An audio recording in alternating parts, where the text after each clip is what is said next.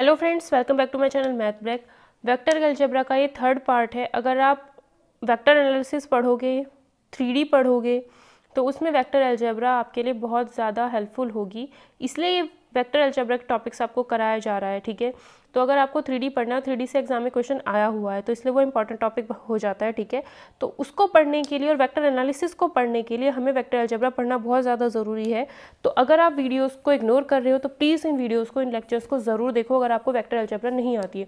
और अगर आती है तो बहुत अच्छी बात है। और अगर आपको वीडियो पसंद आती है तो प्लीज़ लाइक कर दिया करो और ज़्यादा से ज़्यादा वीडियो को शेयर कर दिया करो, ठीक है। तो आज हमारा टॉपिक है वेक्टर अलजेब्रा का थर्ड पार्ट है। इसमें क्या है, components of vectors. Components of vectors का मतलब क्या है, देखो यहाँ पर क्या है, ये एक डायग्राम बनाया हुआ है जिसमें क्या है, तीनों एक्सिस दिखा रखी हैं, X axis, Y axis, Z axis. ये तीनों परपेंडिकुलर कैसे होती है वो मैंने फर्स्ट लेक्चर में बताया हुआ है। फर्स्ट लेक्चर जरूर देख लेना जो भी इस लेक्चर को देखने के लिए आया है, ठीक है। ये क्या है, ओपी। ओपी क्या है, एक वेक्टर है। पी पॉइंट के जो कोऑर्डिनेट है एक्स वाई जेड है, ठीक है। ओपी, ओपी क्या हो गया आपका, पोजीशन वेक्टर हो गया। ओपी क्या हो गया आपका, ओ से पी तक जा रहा है, तो ओपी आपका पोजीशन वेक्टर है। तो इसको हम कैसे लिखते हैं, एक्स आई कैप वाई जे कैप प्लस जेड के कैप। तो ओपी का ये क्या हो गया, पोजीशन वेक्टर हो गया, ठीक है। अगर इस ओपी डिस्टेंस को आर से डिनोट करते हो तो आर वेक्टर ओपी के बराबर हो जाएगा और OP vector x I plus Y J plus Z के। आई जे के क्या होते हैं, एक्स वाई जेड के एक्सिस के लिए यूनिट वेक्टर होते हैं, ठीक है। एक्स एक्सिस के लिए आई वेक्टर यूनिट वेक्टर है, जे कैप जो है वो वाई एक्सिस के लिए यूनिट वेक्टर है, के कैप जेड एक्सिस के लिए यूनिट वेक्टर है, ठीक है। तो इतना हमको समझ आ गया। तो ओपी यानी पोजीशन वेक्टर हो गया vector R X I plus Y J plus Z K, ठीक है। अब इसमें जो है एक्स वाई जेड ये स्केलर कंपोनेंट्स है, दैट मीन्स ये 1 2 3 4 कोई नंबर होगा, ठीक है। रेक्टेंगुलर कंपोनेंट्स भी एक्स वाई जे को हम बोलते हैं, एक्स वाई जेड को हम स्केलर कंपोनेंट या रेक्टेंगुलर कंपोनेंट्स बोलते हैं। अगर हमें इसके वेक्टर कंपोनेंट्स बताने हैं तो हम क्या बोलेंगे, एक्स आई वाई जे जेड के, ये इसके वेक्टर कंपोनेंट है क्योंकि आई जे के क्या है, वेक्टर हैं, ठीक है।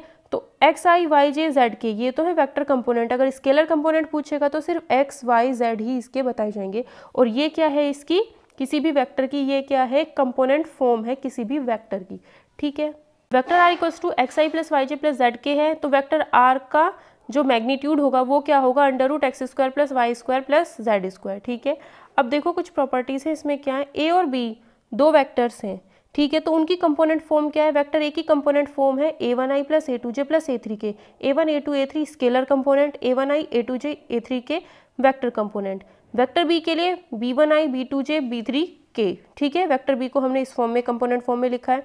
जब हम इन दोनों वेक्टर का सम करेंगे, vector A plus vector B करेंगे तो क्या आएगा, आई वाला आई में ही ऐड होगा, जे वाला जे में ही ऐड होता है, के वाला के में ही ऐड होता है। तो A one I plus B one J that means A one plus B one I, ठीक है। ऐसे हम इसको सॉल्व कर सकते हैं कि अगर A one plus vector A plus vector B निकालना है तो वेक्टर ए की वैल्यू क्या है, A I plus A one I plus A two J plus A three K plus B one I plus B two J plus B three K, ठीक है। अब क्या करेंगे, आई वाला आई में ही ऐड होता है, तो A one I plus B one I, A two J plus B two J, J वाला जे में add, A three K plus B three K, ठीक है। अब इसमें से आई कॉमन ले लो तो A one plus B one I cap plus A two plus B two J cap plus A three plus B three K cap हो गया। तो vector A plus vector B को हम इस तरीके से लिख सकते हैं कि जो उनके कंपोनेंट्स है स्केलर कंपोनेंट्स है वही ऐड हो जाते हैं।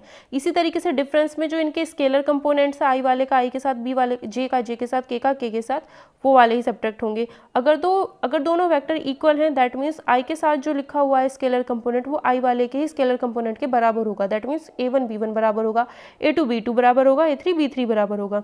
मल्टीप्लीकेशन बाय लैम्डा यानी किसी भी स्केलर से अगर हम किसी वेक्टर की मल्टीप्लाई करते हैं दैट मीन्स वेक्टर ए की मल्टीप्लाई हमने लैम्डा से कर दी है, ठीक है। तो लैम्डा की मल्टीप्लाई वेक्टर ए से की है तो लैम्डा की मल्टीप्लाई इस पूरे के साथ होगी, दैट मीन्स लैम्डा की multiply A one A two A three तीनों के साथ अलग अलग हो जाएगी, ठीक है, मतलब जैसे आप 2 वेक्टर ए लिखोगे तो 2 into A1, 2 into A2, 2 into A3, जो इस वेक्टर ए के स्केलर कंपोनेंट्स हैं उन सबके साथ अलग अलग उसकी मल्टीप्लाई हो जाती है, जो हमारा लैम्डा स्केलर होगा। अब कुछ लॉज हैं, ये लॉ देख लेते हैं, डिस्ट्रीब्यूटिव लॉज हैं ये, ठीक है। इसमें क्या होगा, अगर 2 वेक्टर हैं, ठीक है, के और एम कोई स्केलर है, मतलब 1 2 3 4 कोई नंबर होंगे, तो अगर हम वेक्टर ए की मल्टीप्लाई के से कर देते हैं, वेक्टर ए की ही मल्टीप्लाई वेक्टर ए की मल्टीप्लाई एम स्केलर से कर देते हैं, तो के ए प्लस एम ए, और इनको ऐड कर दिया तो वेक्टर जो हो जाता है वो कॉमन आ जाएगा, तो के प्लस एम बचेगा, ठीक है। के कोई वेक्टर था, उसकी मल्टीप्लाई किसी स्केलर से हो रखी थी, मतलब 1 2 3 4 एम की जगह कोई वैल्यू थी, ठीक है। फिर बाहर से हमने किसी नंबर की मल्टीप्लाई कर दी, दैट मीन्स इसका मतलब ये है, एक्चुअली आप समझो कि वेक्टर ए था, 2 से मैंने इसकी मल्टीप्लाई कर दी, फिर बाहर से किसी 3 नंबर से मल्टीप्लाई कर दी, तो मैं इसको लिख सकती हूँ 3 इंटू 2 यानी वेक्टर ए, दैट मीन्स 6 ए इसको लिखा जा सकता है, ठीक है। ये एम हो गया, ये एन हो गया, ठीक है, एम और के अलग अलग मान लो, ठीक है। तो के इंटू, तो के एम की मल्टीप्लाई हो जाती है। अगर के मतलब किसी वेक्टर से, नेक्स्ट प्रॉपर्टी क्या है, जैसे 2 लिखा है, vector A plus vector B है, तो इसका मतलब क्या हुआ, 2 into vector A plus 2 into vector B, simple ये है, ठीक है। के का मतलब और एम का मतलब कोई नंबर्स हैं, ठीक है। कोलिनियरिटी, कोलिनियरिटी का मतलब क्या होता है, जब एक ही वेक्टर के ऊपर दूसरा वेक्टर हो, ये वेक्टर इतना था, दूसरा वेक्टर इसी के ऊपर है, अब इसकी पोजीशन क्या है, A1 A2 A3, तो इसके लिए जो वेक्टर बनेगा वो क्या होगा, A1I plus A2J plus A3K।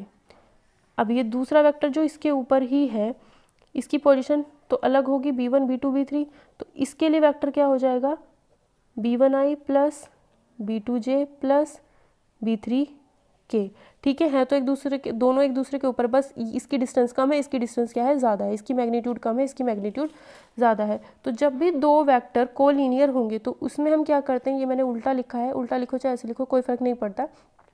Vector A और वेक्टर बी अगर कोलिनियर है, इसका मतलब है A1/B1, चाहे B1/A1 लिख सकते हो, A1/B1 equals to A2/B2 equals to A3/B3, क्योंकि हमें पता है कि जब भी कोई 2 वेक्टर कोलिनियर होंगे, ये वेक्टर है, ये वेक्टर, अगर ये 1 2 3 पॉइंट पर है, तो ये जो होगा ना 2 4 6 पॉइंट पर होगा, इसी का ही, इस पॉइंट का ही कोई ना कोई ये मल्टीपल रहा होगा, तो 2 से मल्टीप्लाई कर दिया, ठीक है। तो पहला वेक्टर क्या था, I 2J 3K, पहला वेक्टर ये था। दूसरा वेक्टर क्या आया, 2I 4J 6K, ठीक है। तो पहले वेक्टर को किसी भी एक स्केलर से मल्टीप्लाई कर दिया जाता है, तब जाके दूसरा जो वेक्टर होता है वो बनता है, तब ये दोनों वेक्टर कहलाते हैं कोलिनियर, ठीक है। कोलिनियर का मतलब यही है कि एक वेक्टर के ऊपर दूसरा वेक्टर बना हुआ है, ठीक है, बस उसकी थोड़ी सी डिस्टेंस कम या ज़्यादा हो सकती है, उसका मैग्नीट्यूड थोड़ा कम या ज़्यादा हो सकता है। बेसिकली क्या है, जो इनके ये x1 xy z होता है, इसी का ही इसी को ही किसी नंबर से मल्टीप्लाई करके दूसरा पॉइंट बना दिया जाता है, और उसी से ही क्या बना दिया जाता है, दूसरा वेक्टर बना दिया जाता है। तो दैट मीन्स क्या है, इसमें किसी का मल्टीप्लाई किया ये है, इसमें किसी का मल्टीप्लाई किया ये है, इसमें किसी का मल्टीप्लाई किया ये है, मतलब 1/2 2/4 और 3/6, ये तीनों क्या होंगे, कांस्टेंट होंगे। कितना आएगा, ये भी 1/2 ही आएगा, ये भी 1/2, तो तीनों रेशोज़ क्या आने चाहिए, बराबर आने चाहिए। यही क्या होती है, कोलिनियरिटी की कंडीशन होती है, कि 2 वेक्टर कोलिनियर तभी होते हैं जब ये वाला वेक्टर में किसी से मल्टीप्लाई किया जाए तो ये वाला वेक्टर आए, या फिर ये कंडीशन होती है कि A1/B1 is equals to A2/B2 equals to A3/B3, कोई एक पर्टिकुलर एक नंबर, यहाँ भी 1/2 आएगा, यहाँ भी 1/2 आएगा, यहाँ भी 1/2 ही आएगा काट पीट के, ठीक है। ये होती है कोलिनियरिटी की कंडीशन। 2 वेक्टर पैरेलल भी तभी होते हैं जब A1/B1 A2/B2 A3/B3 भी किसी नंबर के बराबर आए, ये मैंने उल्टा लिख दिया है B1/A1, ठीक है। तो A1/B1 A2/B2 A3/B3, इससे कोई फर्क नहीं पड़ेगा, चाहे इस वेक्टर को ऊपर ले लो चाहे इस वेक्टर को ऊपर ले लो, ठीक है। अब A1 A2 A3 किसी भी वेक्टर के क्या है, A1 A2 A3 इस वेक्टर के क्या है, direction ratios, B1 B2 B3 इस वेक्टर के क्या है, डायरेक्शन रेशोज, मतलब 2 वेक्टर हैं हमारे पास, अगर हम उनके डायरेक्शन रेशोज को डिवाइड कर दें तो अगर सारे के सारे बराबर आ जाते हैं तो वो क्या होंगे, कोलिनियर होंगे, और पैरेलल की भी कंडीशन वही हो जाएगी, ठीक है। अब ये एक छोटा सा पॉइंट है, LMN क्या है, DCs है। अब हमने डायरेक्शन DCs कैसे बनाते थे, डायरेक्शन रेशो कैसे बनाते थे, A1/√A1² plus A2² plus A3² से हम डिवाइड कर देंगे इसको, तो यहाँ पर क्या हो जाएगा, DCs हो जाएगा, ठीक है। यानी डायरेक्शन कोसाइन, जिसने पहले लेक्चर नहीं देखे वो जाकर देखे, वहाँ पर ये बताया गया है, ठीक है, कि क्या होता है कि डायरेक्शन रेशो अगर A1 A2 A3 है, अगर कोई वेक्टर A है और उसमें उसको हम इस तरीके से लिख सकते हैं, ठीक है। तो ये क्या है, उसके डायरेक्शन रेशोज, डीसीज क्या हो जाएंगे, a1/√a1² plus a2² plus a3²। इस टर्म से हम क्या कर देंगे, इन तीनों को डिवाइड कर देंगे, तो वो क्या बन जाते हैं, डायरेक्शन कोसाइंस बन जाते हैं, जिसको हम LMN से डिनोट करते हैं। और डायरेक्शन कोसाइंस को हम cos alpha, cos beta, cos gamma से भी डिनोट करते हैं, ठीक है। ये मैंने बताया है बहुत अच्छी तरीके से, फर्स्ट और सेकंड क्लास में देख लेना, ठीक है। तो वही लिख रखा है। तो LI plus MJ plus N के डीसीज की फॉर्म में वेक्टर बना दिया गया है। L की वैल्यू कॉस अल्फा, M की वैल्यू कॉस बीटा, N की वैल्यू कॉस गामा है, ठीक है। Unit vector in the direction of that vector, उस वेक्टर के लिए यूनिट वेक्टर माना गया है ये, ठीक है। ये क्या है, किसी भी वेक्टर के लिए ये क्या है, आपका यूनिट वेक्टर है, ठीक है। क्वेश्चन दिया है, find the unit vector in the direction of vector ए। इसमें क्या कहा है, यूनिट वेक्टर निकालना है किसी वेक्टर के लिए। अगर हमें उसी की डायरेक्शन में यूनिट वेक्टर निकालना होता है तो फॉर्मूला होता है a cap is equals to vector A upon mod vector A upon magnitude of vector A. a cap क्या होता है, a कैप वेक्टर ए की डायरेक्शन में उसका यूनिट वेक्टर है, ठीक है। तो इसका हमें क्या निकालना है, यूनिट वेक्टर। तो a कैप वेक्टर ए की वैल्यू कितनी है, इतनी, तो वेक्टर ए की जगह पे हम ऊपर यही रखेंगे। नीचे क्या आएगा, इसका मैग्नीट्यूड। इसका मैग्नीट्यूड का मतलब क्या है, √2 का स्क्वायर, 3 का स्क्वायर, 1 का स्क्वायर ऐड कर देंगे, √14 आया। तो ए कैप क्या हो गया, ऊपर रखेंगे वेक्टर, अंडर में इसका स्क्वायर, इसका स्क्वायर, इसका स्क्वायर, हम डिवाइड कर देंगे, √14 से वैल्यू आई थी, तो 2 upon this I plus 3 upon this plus अलग अलग कर दिया सबके नीचे √14। ये क्या है, डीसीज, ये है डीआरस डायरेक्शन रेशोज, ये है डीसीज यानी डायरेक्शन कोसाइंस बन चुके हैं। तो ए कैप में क्या होता है, मतलब यूनिट वेक्टर में क्या होता है, जो आपको वेक्टर दिया हुआ होता है, बस जो उसका मैग्नीट्यूड होता है उसी से ही आप पूरे के पूरे वेक्टर को डिवाइड कर दो, तो वो किस फॉर्म में बन जाता है, यूनिट वेक्टर की फॉर्म में बन जाता है। LMN ही तो हो गए, अगर LMN की फॉर्म में लिखा जाता है तो वो क्या होता है, उसी वेक्टर के लिए डायरेक्शन कोसाइंस, उसी वेक्टर के लिए यूनिट वेक्टर वो कहलाता है, ठीक है। नेक्स्ट का है, find the vector in the direction of vector that has magnitude 7। इस वेक्टर के लिए इसी की ही डायरेक्शन में दूसरा वेक्टर निकालना है, बट उसका मैग्नीट्यूड कितना होगा, 7 होगा। यूनिट वेक्टर निकालना होता था तो दैट मीन्स उसका जो मैग्नीट्यूड होता था वो 1 होता था, ठीक है।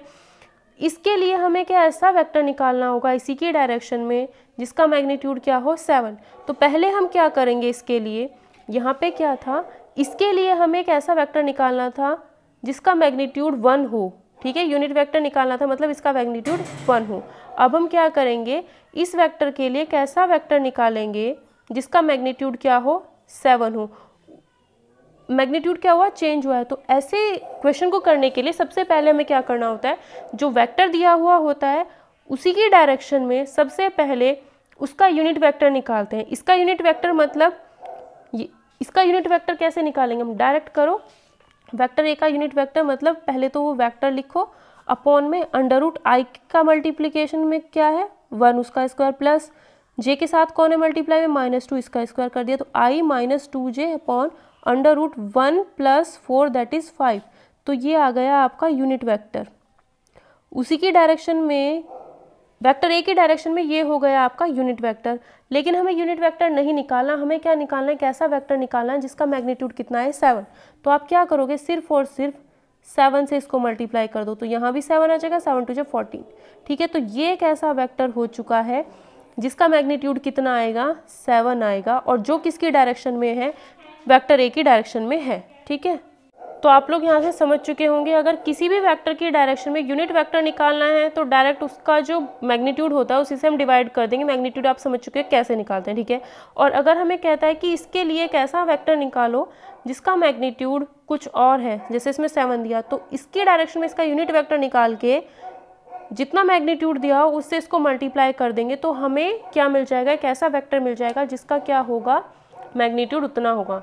यूनिट वेक्टर ये निकाला था, ठीक है, ये हमारा यूनिट वेक्टर आया था, इसको 7 से मल्टीप्लाई कर देंगे तो ऐसा वेक्टर आ जाएगा जिसका मैग्नीट्यूड 7 होगा और वेक्टर एक ही डायरेक्शन में होगा। अगर कहता 13 हो उसका मैग्नीट्यूड, तो 13 से उसके यूनिट वेक्टर को मल्टीप्लाई कर देते। जैसे फर्स्ट क्वेश्चन था, ये था, इसकी डायरेक्शन में यूनिट वेक्टर हमने निकाल लिया, ये आया हमारा यूनिट वेक्टर LMN। अगर यहाँ पर LMN होते हैं तो ये यूनिट वेक्टर हो जाता है, ठीक है। ये हमारा यूनिट वेक्टर निकल चुका है। अब अगर वो कहता है कि कैसा वेक्टर निकालना है जिसका मैग्नीट्यूड 4 हो, तो 4 से क्या कर देंगे हम, 4 into A cap, that means 4 से इसकी सबकी मल्टीप्लाई कर देंगे तो एक ऐसा वेक्टर आ जाएगा जिसका मैग्नीट्यूड 4 होगा और इसकी डायरेक्शन में वो होगा। ठीक है, तो जब भी वेक्टर कहेगा तो सबसे पहला काम होगा यूनिट वेक्टर निकालना, देन जितना मैग्नीट्यूड दिया होगा उससे हम मल्टीप्लाई कर देंगे। नेक्स्ट क्वेश्चन क्या है, find the unit vector. Unit vector निकालना है, यूनिट वेक्टर निकालना है दैट मीन्स उसमें क्या होने चाहिए, डायरेक्शन कोसाइंस होने चाहिए, एल एम एन होने चाहिए, मतलब अपॉन में उस वेक्टर का मैग्नीट्यूड होना चाहिए। ठीक है, अब वेक्टर क्या है, यूनिट वेक्टर निकालना है in the direction of sum of the vectors A और बी। ए और बी दो वेक्टर्स हैं, इन दोनों वेक्टर्स का पहले सम निकालना होगा। सम निकालने का मतलब क्या है, आई वाले को आई में ऐड, जे वाले को जे में ऐड, के वाले को के में ऐड करेंगे। तो ए प्लस बी कितना आया, 4i plus 3i 3j minus 2k, 2 plus 2 4i, 2 plus J 3j minus 5k plus 3k that means 2k। तो वेक्टर a प्लस बी हमारे पास आ गया है। ठीक है, अब इसके लिए हम क्या, इसको हमने a प्लस बी को मान लिया c। ठीक है, वेक्टर a प्लस बी को मान लिया सी वेक्टर, ये हमारा वेक्टर c आया। इसके लिए हम क्या निकालेंगे, सबसे पहले इसके लिए हमें क्या निकालना है, यूनिट वेक्टर निकालना है। सिंपली क्या करो, अंडर रूट 4 का स्क्वायर प्लस 3 का स्क्वायर प्लस माइनस 2 का स्क्वायर कितना आएगा, अंडर रूट 16 प्लस 9 प्लस 4 यानी कि अंडर रूट 29। अंडर रूट 29 से इसको तीनों को अलग अलग डिवाइड कर दो, ये आपका क्या बन चुका है, अब यूनिट वेक्टर हो चुका है। ठीक है, ये आ गया unit vector. 4 upon under root 29, 3 upon under root 29 minus 2 upon under root 29। इस वेक्टर के डायरेक्शन कोसाइंस है और डायरेक्शन रेशो पूछेगा तो 4 3 माइनस 2 है। ठीक है, आप आराम से कर सकते हो। डायरेक्शन रेशो बताने इस वेक्टर के क्या है, आई के मल्टीप्लाई में 1 है, जे के मल्टीप्लाई में 1 है, 2 के मल्टीप्लाई में -2 है, तो ये हो गए डायरेक्शन रेशोज। डायरेक्शन कोसाइंस निकालने हैं तो क्या करेंगे, अंडर रूट 1 का स्क्वायर प्लस 1 का स्क्वायर प्लस -2 का स्क्वायर, ये आएगा। ठीक है, ये डिस्टेंस क्या निकाल देंगे, मोड मैग्नीट्यूड निकाल देंगे, मोड नहीं मैग्नीट्यूड ऑफ ए निकाल देंगे, 1 का स्क्वायर प्लस 1 का स्क्वायर प्लस -2 का स्क्वायर, ये आ गया। कितना है, 1 + 1 2 + 4 कितना है 6, तो अंडर रूट 6 आ गया ये। ठीक है, अंडर रूट 6 आ गया। अंडर रूट 6 से हम डायरेक्शन रेशोज को डिवाइड कर देंगे, कर दिया सबको डिवाइड, ये डीसीज आ गए। ठीक है, वेक्टर जॉइनिंग 2 पॉइंट्स, अब एक ऐसा वेक्टर निकालना है जो 2 पॉइंट को ऐड करता हो। ठीक है, जो 2 पॉइंट को ऐड करता हो, मतलब अब इसको ये मत समझना कि अगर आपको कहा है वेक्टर ए और वेक्टर बी को ऐड करना है, ये अलग चीज़ है। ठीक है, ये अलग चीज़ है, और वो वेक्टर निकालना अलग चीज़ है जो 2 पॉइंट्स को ऐड करता हो। ठीक है, ये अलग चीज़ है और ये अलग चीज़ है। इसमें तो सिंपली दोनों वेक्टर्स के जो स्केलर कंपोनेंट होंगे वो ऐड हो जाएंगे। इनमें क्या होगा, जो उसके कंपोनेंट्स होंगे ना, वेक्टर कंपोनेंट्स, आई वाला आई में, जे वाला जे में, के वाला के में, वो ऐड हो जाते हैं।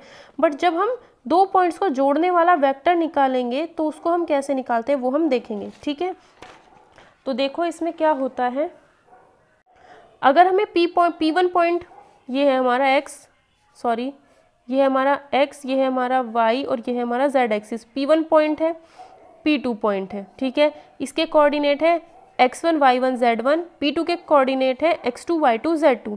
ठीक है, अब जब इसके कोऑर्डिनेट इस तरीके से हो गए तो इसका ये बन गए, ये वेक्टर हो गया, ये वेक्टर हो गया। हमें क्या बताना है, इन दोनों को ऐड करने वाला वेक्टर बताना है, दैट मीन्स ये हमें बताना है। तो इसको निकालने का तरीका क्या होता है, ये O है, OP1 वेक्टर कितना है, O से P1 तक x1 y1 z1 है ये, तो x1i plus y1j plus z1k। OP2 vector कितना होगा, x2 y2 z2 है, इसके कोऑर्डिनेट ये रहे, दोबारा नहीं मैं लिख रही। ठीक है, x2i plus y2j plus z2k, तीनों हो गए, दोनों हो गए, OP1 OP2 निकाल दिया। अब हमें वो वेक्टर निकालना है जो P1 से P2 को ऐड कर रहा हो, दैट मीन्स हमें P1 P2 निकालना है, वेक्टर P1 P2 निकालना है। तो आप क्या करोगे, पहले लिखोगे OP2 माइनस OP1, ये होगा आपका P1 P2 वेक्टर। P2 जो बाद में लिखा होगा, अगर आपको ए बी वेक्टर निकालना है तो आप क्या करोगे, OB माइनस OA, जो बाद में लिखा होता है ना उसको पहले लिखना है। तो बाद में P2 है तो OP2 वेक्टर कितना है, x2i y2j z2k। ठीक है, OP1 वेक्टर कितना है, x1i y2j y1j plus z2 z1k। ठीक है, तो ये होगा। बाद में क्या है P2, तो OP2 फिर क्या है P1 तो OP1, ठीक है। जो बाद में होगा उसको पहले लिखेंगे, जो पहले होगा उसको बाद में लिखते हैं। तो इन दोनों को माइनस कर देंगे, that means x2 minus x1i plus y2 minus y1j plus z2 minus z1k। ये होगा आपका P1 से P2 तक का जो वेक्टर होगा, ठीक है। P1 P2 OP2 minus OP1 क्या, ये आपको सॉल्व करके आ गया। अब इसका मैग्नीट्यूड निकालना होगा तो क्या करेंगे, सिंपली मैग्नीट्यूड निकालने का मतलब P1 P2 वेक्टर और ये साइड में लगा दिया, ठीक है। इसका स्क्वायर x2 माइनस x1 का square plus y2 minus y1 का square plus z2 minus z1 का स्क्वायर, मतलब i और j और k के मल्टीप्लिकेशन में जो कुछ भी लिखा हुआ है उनका स्क्वायर करके ऐड करके अंडर रूट कर देना है, तो मैग्नीट्यूड हमें मिल जाएगा, ठीक है। Next, find the vector joining the points p and q। Vector निकालना है जो इन दो पॉइंट्स को ऐड करता हो, ठीक है। अब ये कोई p पॉइंट है, इससे आप वेक्टर कैसे बनाओगे, 2i plus 3j plus 0k, 2i plus 3j plus 0k बन गया। q के लिए वेक्टर कैसे बनाओगे, -i minus 2j plus minus 4k, दूसरा वेक्टर ये बन गया। Directed from p to q का मतलब क्या है कि p से q की तरफ। अगर कहता directed from q to a ऐसे बनाते, q टू p बोलता तो q टू p ऐसे बनाते। Directed from p to q तो pq निकालना है, pq का मतलब है oq माइनस op, ठीक है। oq वेक्टर इससे बनेगा माइनस OP वेक्टर इससे बनेगा, ठीक है। -1 -2 -3 -2j -3 के -5j आ गया, -4k -0k -4k आ गया। k वाला k में, j वाला j में, i वाला i में ऐड होता है। अगर आपको वीडियो पसंद आती है तो प्लीज़ वीडियो को लाइक कर देना और कमेंट सेक्शन में भी बताना और ज़्यादा से ज़्यादा इस वीडियो को शेयर करना, जिससे ज़्यादा से ज़्यादा लोग हमसे जुड़ पाएँ। और जितना मुझसे हो पाएगा, आपको पता है मैं उतना कराऊंगी। और 3D के लिए चैप्टर बहुत ज़्यादा इंपॉर्टेंट है, वेक्टर एनालिसिस के लिए ये चैप्टर बहुत ज़्यादा इंपॉर्टेंट है। तो अगर आपको इसका बेसिक आता है वेक्टर अलजेब्रा का तो बहुत अच्छी बात है, अगर नहीं आता तो प्लीज़ सारे लेक्चर आप लोग पूरा देखिए, फर्स्ट लेक्चर ज़रूर देखना, क्योंकि उसमें 3D को थोड़ा समझाया गया है जिससे आपको इसके कंसेप्ट क्लियर हो सके बहुत अच्छी तरीके से। बहुत सारे लोग DCs और DRs में कन्फ्यूज़ रहते हैं, वो भी आपका कन्फ्यूजन बिल्कुल क्लियर करा दिया गया है।